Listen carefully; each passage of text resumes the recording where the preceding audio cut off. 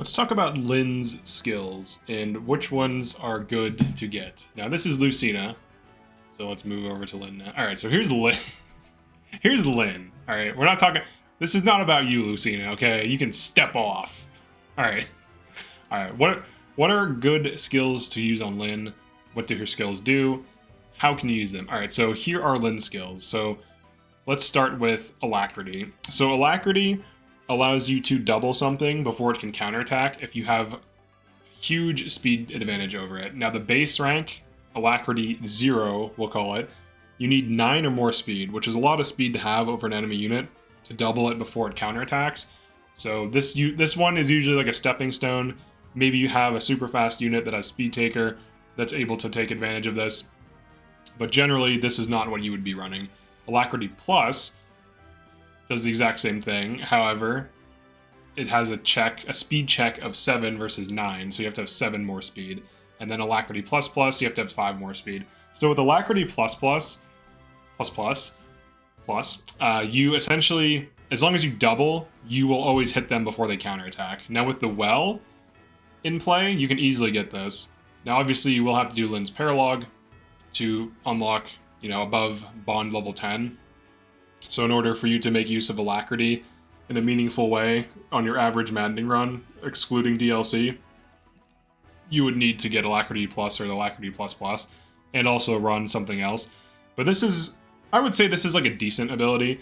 I don't think it's that good, especially after doing my 5-man challenge run. I don't think it's the best thing. There's definitely more powerful abilities. So, like, for example, you could just get high dodge rates through support and other things to just dodge incoming attacks. So when you attack something, they just simply can't hit you on a counterattack. There's other ways to get around, like, one-rounding. This still is a decent ability, and there are builds that make use of this, but it's a player phase ability, and it seems to be the case that this game is an enemy phase game, unfortunately, and most of the work you're going to be putting in, like, in terms of killing enemies, is going to be during enemy phase.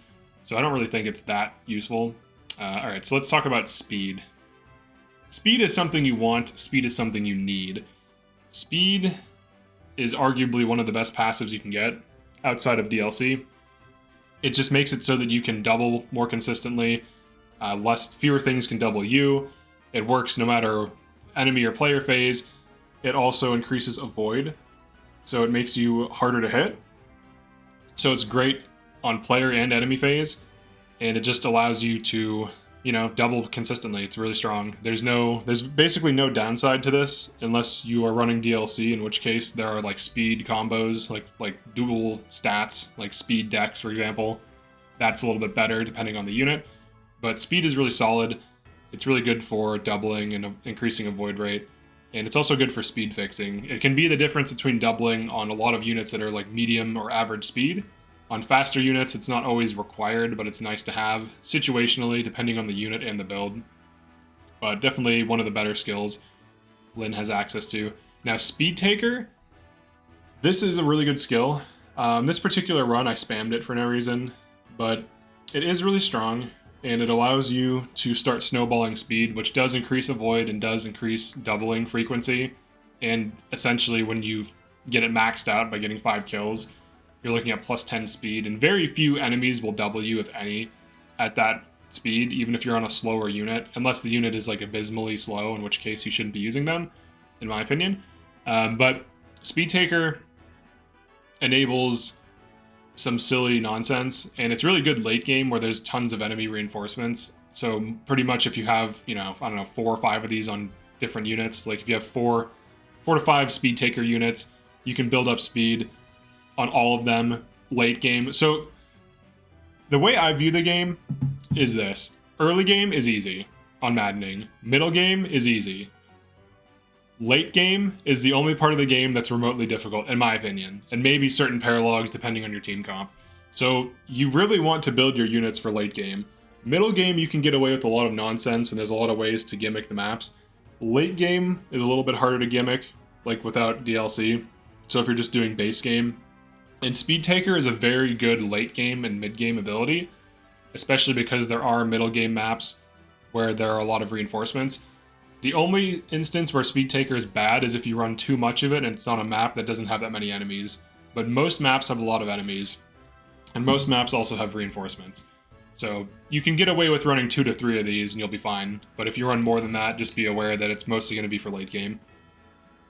Bow focus. So this one is interesting. It's pretty good, actually. It's very cheap. So if you have a unit you just want to increase their hit rate on bows for 1k SP and a lot of bond fragments, you can get them hit plus 30 on a bow. It does reduce dodge by 10, which increases incoming crit rates. But if it's on a unit that already has high dodge, or in other words, high luck, it doesn't really do anything. And generally, your archers shouldn't be getting smacked on player phase.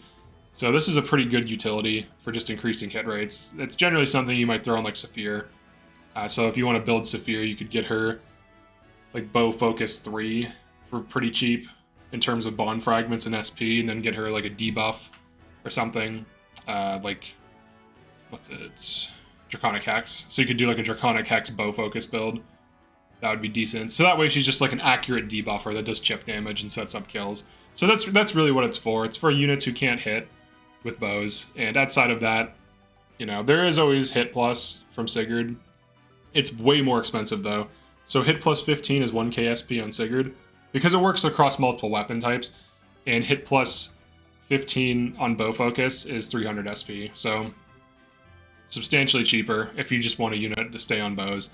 This can also be a good option for Etier, who struggles hitting accurately if you want to run her.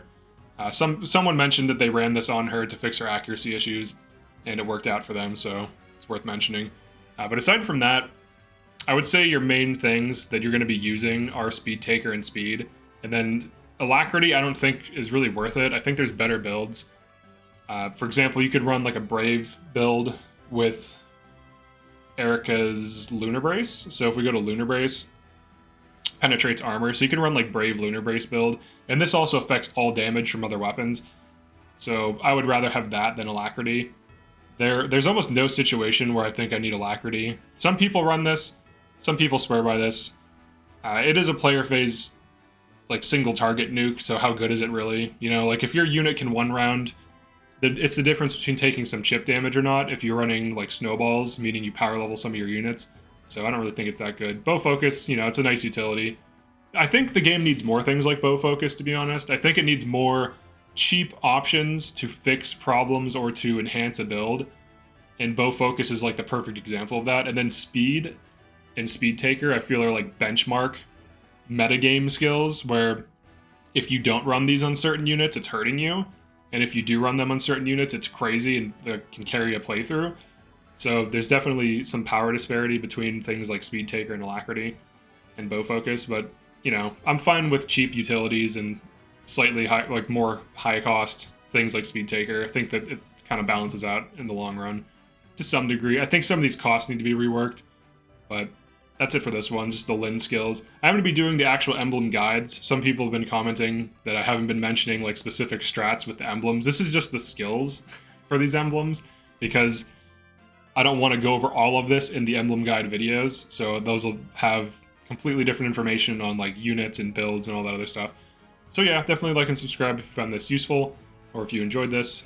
Feel free to drop a comment as to how you use any of these abilities and what you use them for. And I'll see you in the next one.